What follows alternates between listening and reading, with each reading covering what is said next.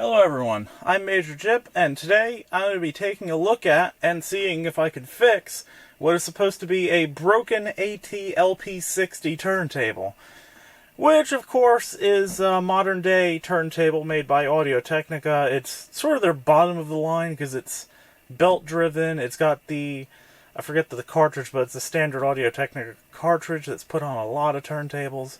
It is magnetic though, so it's not a cheap ceramic, and it also tends to have, a whole lot better sound quality than a Crosley or anything. And I paid all of $10 for it because it's broken, apparently. So I'm going to be in this video, I'm going to be taking it out, seeing what I'm left with, and seeing if it could be fixed. I did take a quick look. It looks like everything's there apart from a stylus. I don't know if the stylus is just randomly in the box. We'll find out. As you can see, it says broken on it. Multiple times, broken as is, and has a little sticker. Sold as is, $9.99. You can see a sticker on the side, says it's $119.95, which would have been the original price of a camera. I don't know what it was trying to focus on there. But yeah, it was surprisingly still in the box. So, I figured it'd be well worth picking up for $10 and seeing what I can get out of it. So, since the box is already crunched up, let's just open it. And this is it, as far as I've seen. Because you see the platter, the little felt cover, the cartridge is still there, not that the cartridge is really removable. And if you get in there on an angle, you could just see the belts sort of wrapped around the motor. So I have a suspicion that by broken, they just mean this all needs to get put back together and it needs a stylus, provided the stylus isn't included. So I'll set this aside. I'll come back to that, see what else is in here.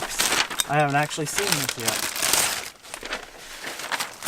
We got some packaging plastic. We have the manual, which, okay, interestingly, the manual was left open on the page telling you how to put the belt back on. That could be a clue. We also get, little 45 adapter. Cheap, standard 45 adapter. I don't know why I even bothered waiting for that to focus. We also have something to convert the male RCAs to female to a 3.5mm jack, which I guess is for plugging into little portable speakers and stuff. Interesting. Let me just check. There's nothing in this foam, and there's nothing in this plastic. I do not see a stylus. So that's probably the main issue with this thing. I'm hoping. There's not too much that can go wrong with these modern turntables. Oh, we got a little brochure on all the other Audio-Technica stuff. So everything was pretty much in the box, which kind of amazes me. So, let me adjust to a different angle so I can open up the turntable. Okay, so I moved the other stuff out of the way, and I got this centered, and I also took the cord that was wrapped around itself off, so I can open it up. Lid stays open, that's fine. Felt cloth, fine. Standard aluminum platter. Yep, and the belt's right there, that's what I was hoping for. I'm trying to remember with these, you actually take the belt and thread it around the platter.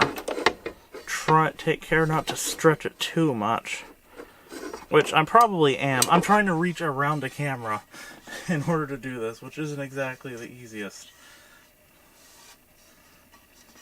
Okay, so I got the belt all wrapped around it. I don't think it has to be lined up because it'll sort of pull itself where it needs to go anyway. And let's see, that's, yep, all this is all set. So then you just place the platter on there, pinch the belt,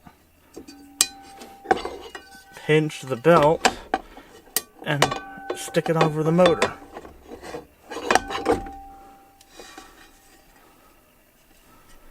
Provided it actually went over the motor. Okay, so the belt's back on, the platter's back on.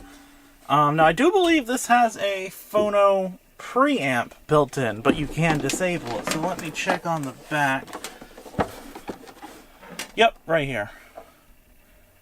So this, if you're using an old amplifier that has a phono input, then you'd switch that over to phono, though I don't see a grounding wire coming off of the RCA, so maybe that's internally grounded or so, or uses these to ground. I'm going to use it for line in. I'll just grab one of my random amps I have laying around up here to try it out. But we are going to need a stylus, because there's no stylus in this. Luckily, I have a Sony turntable that takes the same exact stylus,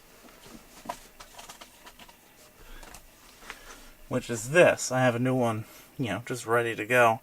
And this is an AT-LP60 replacement stylus. This is a genuine Audio-Technica one. You can get aftermarket styluses, because this is a conical stylus. You can also get different types, depending on what records you want to play, through aftermarkets. So, these are really simple to put a replacement stylus in, which is nice. I'm betting this is all going to work. I hope I don't destroy my stylus. Then again, they aren't exactly the most expensive things. So the stylus for these, if you're curious, it has this little like hook on the bottom, and that hooks directly in underneath the cartridge, and it clicks into place. So we should all be all ready to go. I'm gonna just plug it in and attach a... Well, plug it in and put a record onto it. Yep, 1 second. Okay, so I got the record player all plugged in, and I ran the aux, since it has the 3.5mm RCA adapter. I ran it to... This isn't going to focus, is it? Now it will. The Bond speaker from Aldi, ran that into the aux input of that. So, provided this thing's going to be putting out an audio signal, it should work. So let's make sure my size, yep, and the speed is correct, and hit start. Okay, the motor works.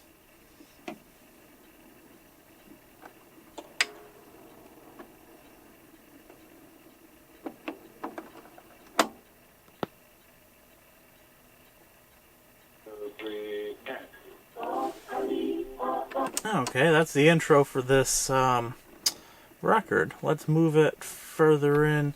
The angle I'm at, I can't really see the space between tracks.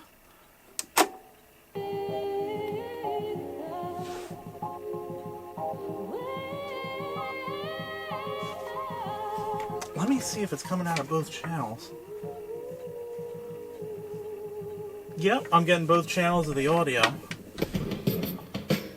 I just made it skip dropping the speaker. Yeah, doesn't take much to skip a record. And these don't exactly have the best isolation from the surface it's on.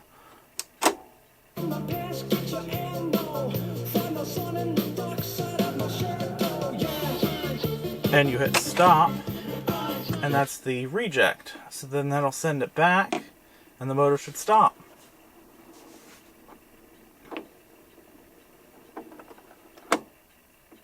Okay, so it seems to all work.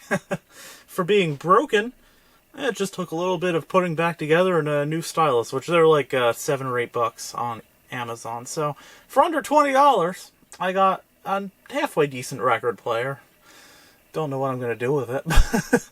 I do have a couple other ones, but it's always good to have a spare. And I actually kind of like the design of this one, how it's only a little bit bigger than a record itself. So I'll keep this one around. So, I hope you found that interesting. I did. I was kind of expecting it to be more involved than this, but in a way, I'm kind of glad it wasn't, because it was nice and simple to fix. So, anyway, Major Chip signing out. Bye.